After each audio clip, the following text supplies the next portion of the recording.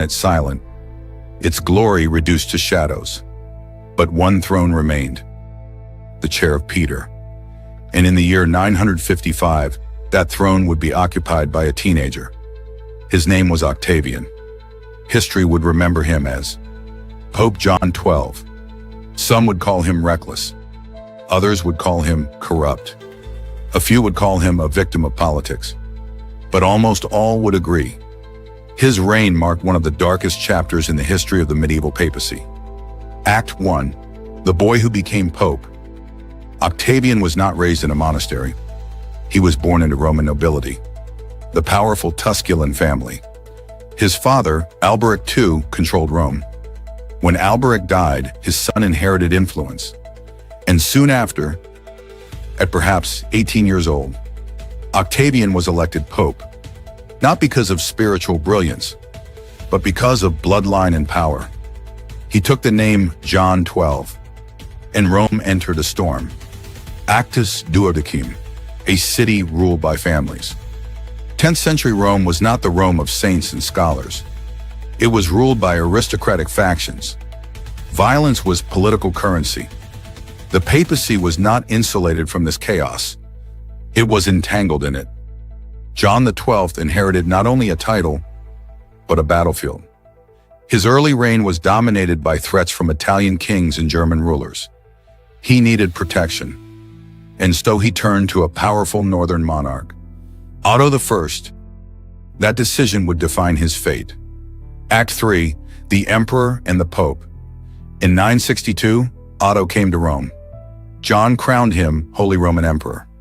In return, Otto promised military protection. But protection came with oversight.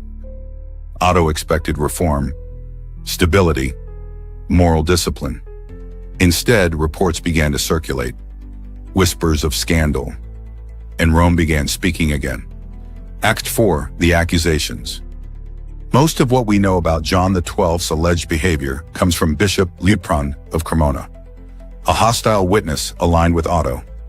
He accused the Pope of turning the Lateran palace into a place of immorality, maintaining mistresses, gambling heavily, drinking excessively, invoking pagan gods during games, selling church offices, ordaining unqualified clergy. But we must pause here. Liutprand was not neutral. He despised John. His writings are dramatic, even theatrical. Were the accusations exaggerated? Possibly. Were some true? Historians debate. But what is certain is this: John XII had powerful enemies. And in medieval politics, reputation was a weapon. Act 5. The Synod of 963. In 963, Otto marched back into Rome. A council was convened. John XII was charged with perjury, murder, sacrilege, simony, immorality. The charges were severe. John did not appear to defend himself. He was deposed. A new pope was installed. For the first time in centuries, an emperor had removed a sitting pope. It was unprecedented. But John was not finished. Act 6. Return and revenge. After Otto left Rome, John returned. He reclaimed the papacy. He excommunicated his opponents. Rome descended again into factional conflict. It was no longer spiritual leadership. It was survival. And then, suddenly, he died. Act 7. The strange death. In 964, John XII died at around age 27. Accounts differ. One chronicler claims he was struck by a husband who caught him in adultery. Another says he suffered a stroke.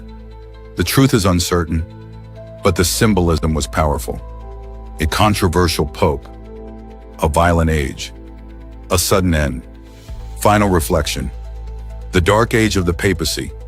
John XII's reign occurred during what historians call the Saeculum Obscurum, the Dark Age of the Papacy, an era when noble families dominated the church, when political ambition overshadowed spiritual authority. Was John XII uniquely corrupt, or simply a product of a broken system? History does not always give clean answers, but it gives warnings. Power without accountability collapses. Authority without discipline corrodes, and institutions survive only when reform follows failure. John XII became a symbol, not merely of scandal, but of a church in crisis.